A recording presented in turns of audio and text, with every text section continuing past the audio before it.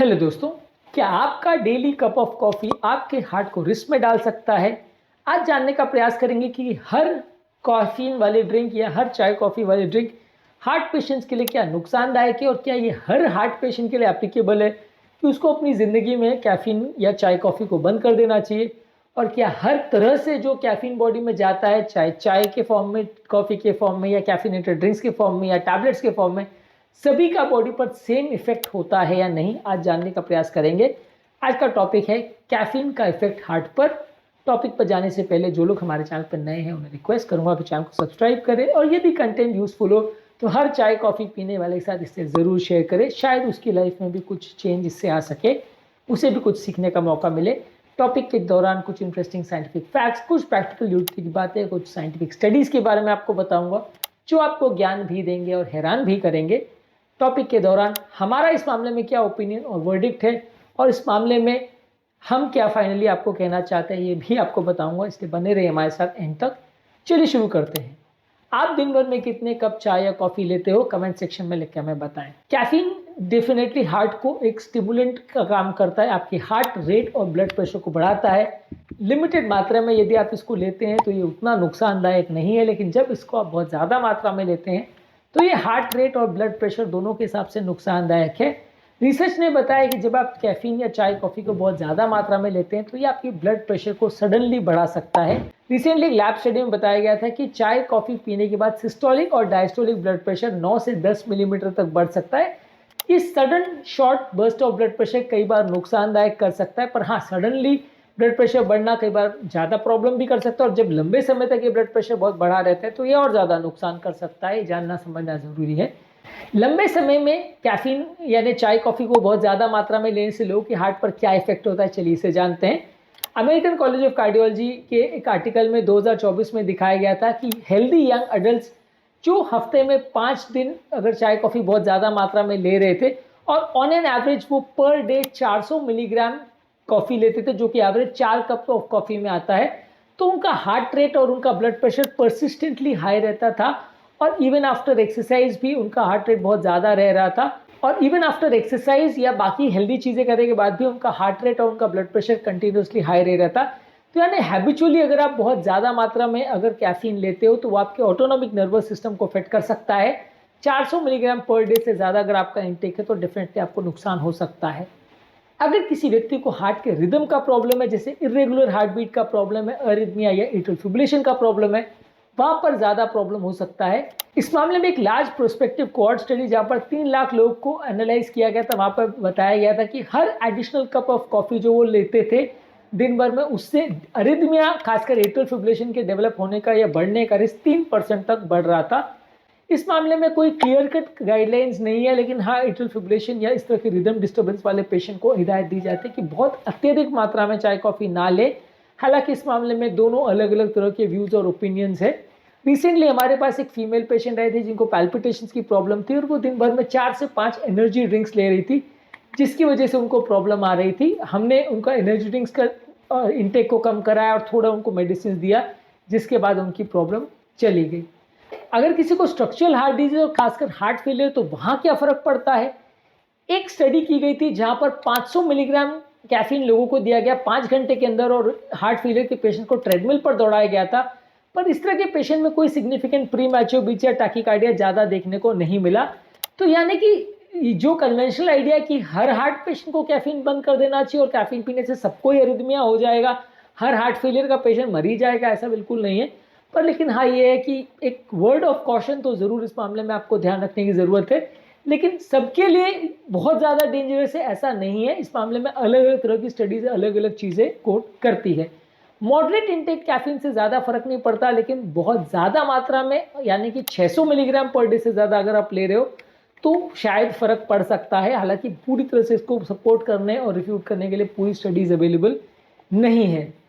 इस मामले में अगर आप 1 से 3 कप कॉफ़ी पर डे लेते हो तो ये ज़्यादातर लोग टॉलरेट कर पाते हैं। अगर हार्ट डिजीज़ वाले पेशेंट भी हो तो भी ज़्यादातर वो लोग को इतना ज़्यादा दिक्कत नहीं आती है।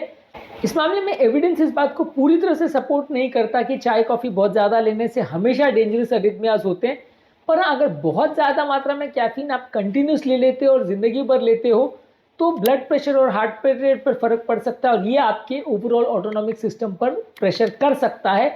इस मामले में डेफिनेटली कुछ स्टडीज जरूर इस बात को सपोर्ट करते हैं, पर क्लियर कट अभी तक इसमें कोई कट ऑफ नहीं है। ज़्यादातर आप ये मान के चल सकते हैं कि ज़्यादातर लोग अगर 1 से 3 कप कॉफ़ी या चाय दिन भर में लेते हैं और अगर हार्ट डिजीज़ भी है तो उतना ज़्यादा फर्क नहीं पड़ेगा। अलग अलग लोगों की जेनेटिक प्रोफाइल के हिसाब से भी फर्क पड़ता है, अलग अलग लोगों का जेनेटिक डाइवर्सिटी के हिसाब से भी थोड़ा सिग्निफिकेंट फर्क पड़ सकता है। हालांकि ये क्लियर कट प्रूवन अभी तक नहीं हुआ है कि कौन से जेनेटिक प्रोफाइल वाले लोगों को इससे ज़्यादा फर्क पड़ता है। इस मामले में आप अलग अलग चाय कॉफ़ी के सोर्सेज पर अगर बात करें तो कॉफ़ी में मौजूद जो कैफीन होता है उसमें साथ में एंटीऑक्सीडेंट्स और कंपाउंड्स होते हैं जो बॉडी के लिए प्रोटेक्टिव होते हैं, लेकिन एनर्जी ड्रिंक्स में शुगर होता है और कैफीन होता है, ये कॉम्बिनेशन ज़्यादा खराब है। तो चाय कॉफ़ी के फॉर्म में अगर आप कैफीन ले रहे हो, खासकर कॉफ़ी के फॉर्म में, तो वो उतना खराब नहीं है, लेकिन एनर्जी ड्रिंक्स के फॉर्म में अगर कैफीन बॉडी में जा रहा है तो वो ज़्यादा खराब है।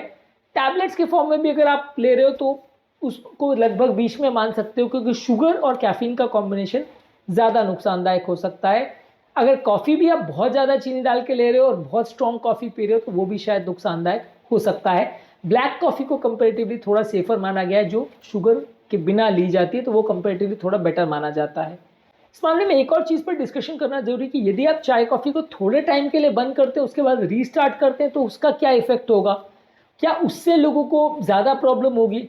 तो इस मामले में स्टडीज शो करती है कि अगर कोई व्यक्ति चाय कॉफ़ी को थोड़े टाइम बंद करता है फिर सडनली अगर ज़्यादा डोज लेता है तो उसको ज़्यादा प्रॉब्लम आती है, क्योंकि उसकी बॉडी का उस डोज के लिए टॉलरेंस चला जाता है और फिर नेक्स्ट टाइम जब वो ज़्यादा मात्रा में कॉफ़ी या चाय कॉफ़ी लेता है तो उसको ज़्यादा प्रॉब्लम आ सकती है। तो इसका मतलब जिसकी रेगुलर आदत है उतनी चाय कॉफ़ी लेने की उसको कम फर्क पड़ेगा, लेकिन अगर कोई व्यक्ति को आदत नहीं है या उसने आदत छोड़ दी है फिर अगर वो ज़्यादा डोज ले रहा है तो उसको ज़्यादा प्रॉब्लम्स होने का चांस है। यानी सडन अगर चाय कॉफ़ी बहुत ज़्यादा मात्रा में जाती है, जिसको आदत नहीं है उसमें ज़्यादा प्रॉब्लम्स हो सकती है।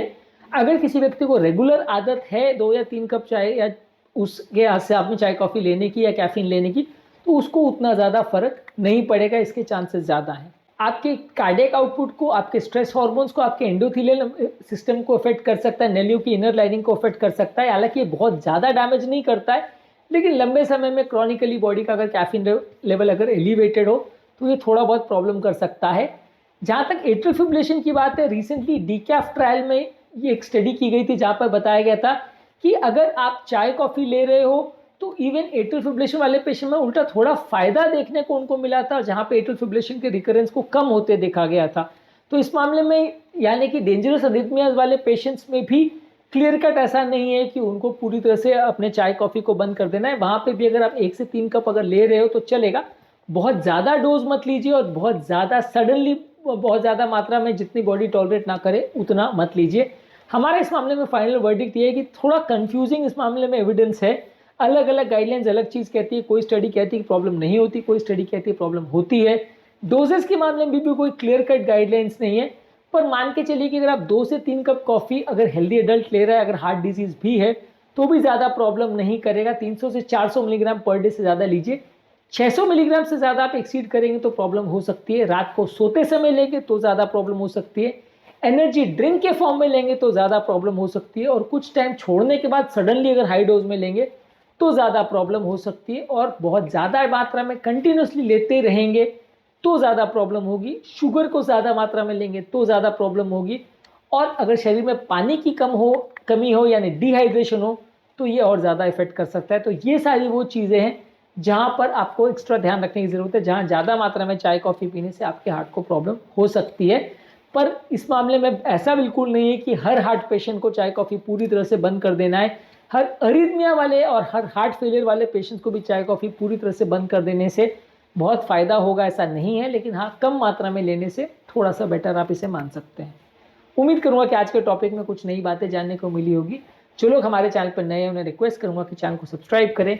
हमारे चैनल का पर्पज़ है लोगों को हेल्दी बनाना, और इस मिशन में आप हमारे सहभागी बन सकते हैं। चैनल को सब्सक्राइब करके आपके कमेंट्स हमें जानने में मदद करते हैं कि आपको हमारा कंटेंट कैसा लग रहा है, प्लस हमारे लिए मोटिवेशन और इंस्पिरेशन का भी काम करते हैं। कि वीडियोज़ को देखते रहिए, शेयर करते रहिए और हेल्थ के सफ़र में हमारे साथ आगे बढ़ते रहिए।